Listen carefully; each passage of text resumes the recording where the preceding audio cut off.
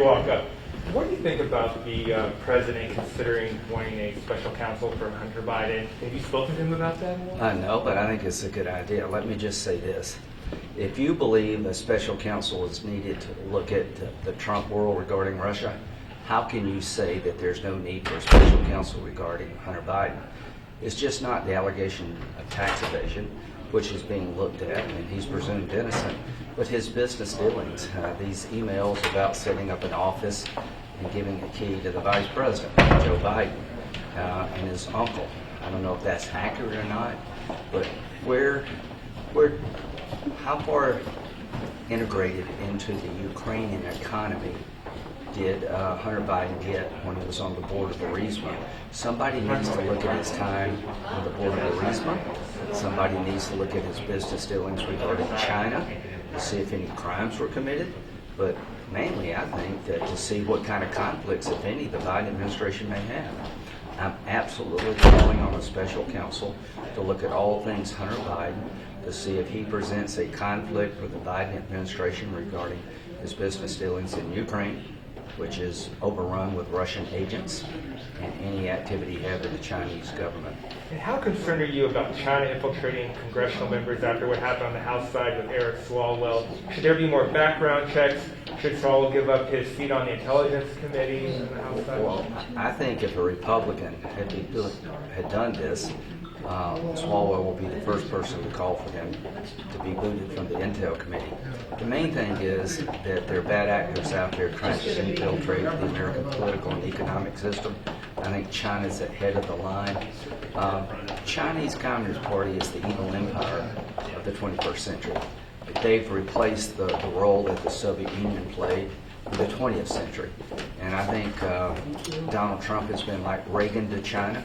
And I'm afraid that Biden's going to be sort of like Chamberlain to Hitler when it comes to China. That the Biden administration's ties to China through Hunter Biden need to be looked at to see if there are any conflicts.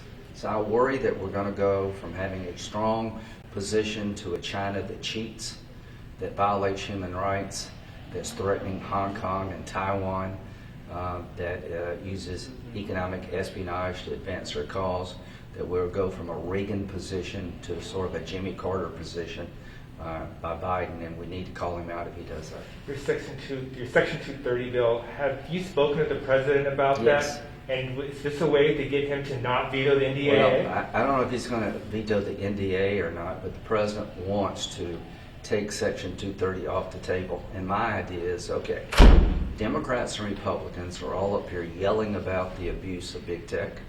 They're unregulated. They can't be sued. If they take your content down, there's no recourse. It's the only business in America that I know of that's not regulated in any meaningful sense and is immune from lawsuits. Section 230 gives them the immunity. So what I'm saying is let's put Section 230 on the clock. It's been around since 1996. It accomplished its purpose of getting the internet up and running. Now it's being abused. So I'm saying 2 years from now, 2 years from January 2021, Section 230 will expire. That will give Congress 2 years to find a way to reform it or replace it, or it will die. It's time for Section 230 as we know it to come to an end, and my bill starts the clock. And how will your relationship be different between President Trump and Vice President Biden, now President-elect Biden? Well, I think I've got a good personal relationship with both.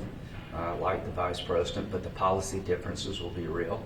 For the most part, I found President Trump's policy choices to be outstanding in national security, on judges, on the economy. President Trump's first term was, in my view, for a conservative point of view, a home run. Biden's going to be under a lot of pressure from the left to undo border security. If he wants to undo border security, we'll have a fight. If he wants to keep border security in place and build on it and do something on immigration, I will talk to him. The question for me is, who will he respond to? Is he going to respond to the most radical elements of the Democratic Party, or will he respond to more moderate voices in his party? And will he be willing to meet some of us on the Republican side in the middle of the road for an infrastructure bill? Border security is an essential element to any immigration deal. My fear is that he's going to start rolling back the border security imposed by President Trump that worked. And how close are we to a stimulus deal you're hearing in an omni bill?